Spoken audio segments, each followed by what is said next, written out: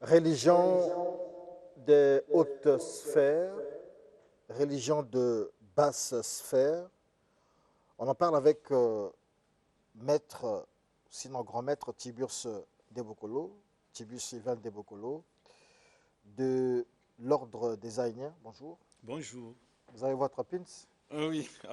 L'ordre des Aïniens. Oui. Un mot quand même sur l'ordre des Aïniens. Merci beaucoup. L'ordre des Aïniens, ce n'est pas une religion peut-être fictive. L'ordre des Aïniens existe bel et bien depuis le 17 novembre 2008. Nous lisons notre livre de base qu'on appelle le Vegastune.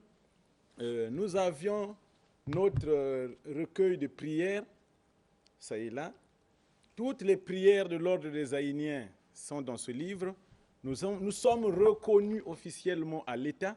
Donc, ce n'est pas une religion qui est apparue seulement comme ça, ou soit qui est derrière la maison. Nous occupons presque tout le Congo. Et le 31 juillet, nous avions la fête des Mantras à notre siège de Moussoso, où nous allons clôturer notre mois de Mantras, parce que ça nous prend un mois de Mantras. Studio 210 sera là? Oui, Studio 210 est invité, merci. Okay. Merci beaucoup, merci de nous inviter. Alors, religion de haute sphère, religion de basse sphère, c'est quoi la différence? Oh, merci beaucoup. Religion d'abord vient du mot religar, se relier à quelque chose, donc à une divinité. Alors, donc, les religions de haute sphère sont des religions qui sont reliées avec des êtres plus élevés que nous, plus intelligents que nous. Parfois, on avance de 8000 ans sur la quotient intellectuelle. Alors, quand il est en contact avec vous, il vous donne la connaissance supérieure. Et la vitesse de la compréhension aussi vous change pour comprendre les enseignements supérieurs qu'eux vous donnent. Alors, les religions de basse sphère, c'est des religions inspirées par des parents défunts, c'est-à-dire qui sont dépourvus de la connaissance actuelle et qui ne peut rien vous révéler de plus mieux comme de plus sérieux. Alors que ce monde d'aujourd'hui, c'est un monde scientifique. Alors, quand une religion de basse sphère rentre en contact avec une divinité, il rentre effectivement en contact avec une divinité de basse sphère. Comme les sirènes? Comme les sirènes, comme les génies, comme les parents défunts, comme les génies des eaux, les génies de la montagne. Comme ils ne savent pas ce que c'est la science. Les génies de la montagne ne savent pas ce que c'est la science. Quand ils t'inspirent, ils ne peuvent pas t'inspirer les données scientifiques. Alors, tant que le noir va toujours croire aux religions de basse sphère, le noir va toujours demeurer dans la misère caractérisée.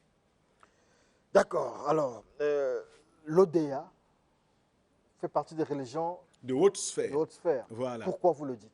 Voilà, parce que l'ordre des Aïniens, c'est une religion intellectuelle. Même quand tu prends un super abruti, quand il adhère à l'ordre des Aïniens, la quotient intellectuelle va changer.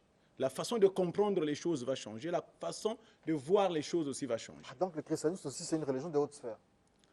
Le christianisme, effectivement, quand Yahvé leur parle, qui est déjà un extraterrestre, les musulmans même, Allah, Gabriel et tout ce monde-là sont des religions de basse sphère, effectivement. Hein? Non, de haute sphère. Hein? Excusez-moi. Ah, c'est des religions de haute sphère. Parce qu'ils sont en contact avec des êtres plus intelligents que nous. Les Melchizedek qui revenaient de d'autres planètes, qui venaient leur instruire. C'est bien logique que ce soit une religion de haute sphère. Mais l'unique différence, c'est que ces religions-là n'ont rien à voir avec les Noirs. D'où ils ne peuvent pas nous apporter quelque chose de mieux.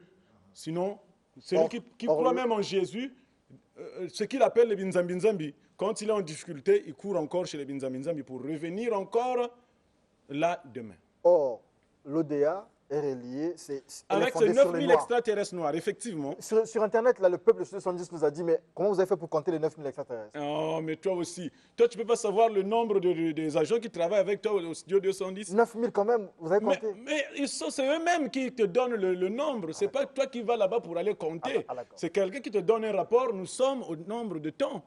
D'accord. Alors, quels sont les avantages pour nous, non-initiés, qui adhérant à certaines religions, lorsqu'on adhère à une religion de haute sphère, lorsqu'on adhère à une religion de basse sphère, quelles sont les retombées? Voilà. Bon, mais c'est que quand tu adhères des religions de basse sphère, retiens seulement que tu vas rester en arrière en tout, dans la compréhension, dans la caution intellectuelle. Tu vas rester en arrière. Parce que la force d'un esprit qui t'inspire doit être mesurée par ce qu'il a pris pendant qu'il était encore vivant. Tu peux rentrer en transe. Si l'esprit qui rentre en toi, qui t'anime, n'a jamais connu ce que c'est les mathématiques, tu ne feras jamais de formules mathématiques, effectivement. Mais quand tu es en contact avec des êtres plus intelligents que nous, je vous dis toujours que j'ai un niveau 3e et je n'ai jamais eu même le BPC. Mais effectivement, je ne crée pas des livres d'histoire. J'écris des livres spirituels et scientifiques. Ce n'est pas des livres d'histoire que un tel avait fait ceci, un tel avait fait ceci. Non, je donne un enseignement spirituel que tu n'as pas tiré dans un autre livre, mais qui te traverse. D'abord, écrire un livre spirituel, c'est la chose la plus facile parce que tout te vient comme sur écran, comme ça. On vous donne aussi les formules là-bas? Pardon? Les extraterrestres noirs, vous donnent aussi des formules? Les formules, effectivement, je suis quelqu'un de trop sérieux et honnête. J'aime parler sur des choses que vous aviez déjà des bases, que n'importe qui peut exploiter. Là, nous sommes en période de mantra. Mais ceux qui viendront vont écouter ce qui s'est passé. Je leur ai dit au début des mantras, je leur ai dit, j'ai bloqué les côtés scientifiques pour des raisons personnelles. Je libère le côté des arts martiaux dans l'ordre des Aïniens. Il y a des exercices, je te donne ça. Même si tu n'as jamais fait de kung fu, de karaté, tu vas le faire. Je l'ai démontré 1001 fois, même sur cette période de mantra, ceux qui sont au Burkina Faso, aux États-Unis, partout, les gens témoignent de ça.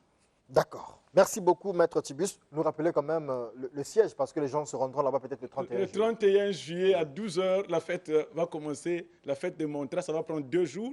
Le premier, c'est la réforme du mouvement. Donc, nous sommes à Mayanga, précisément à Moussoso, église catholique. Pour ceux qui voudront bien appeler, au lieu de se perdre, il suffit seulement même de demander chez Maître Tiburce sous l'ordre des Aïniens.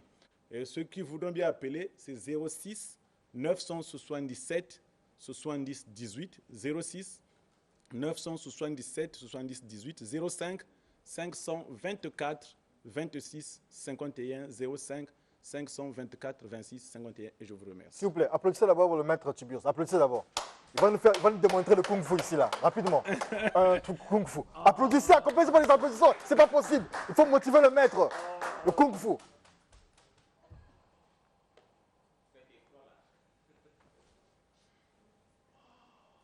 Il n'a jamais appris ça à l'école, jamais dans un centre.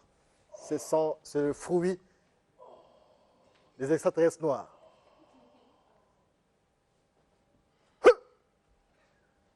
Merci beaucoup. C'était l'entretien avec Maître Tiburce. Studio 210 continue.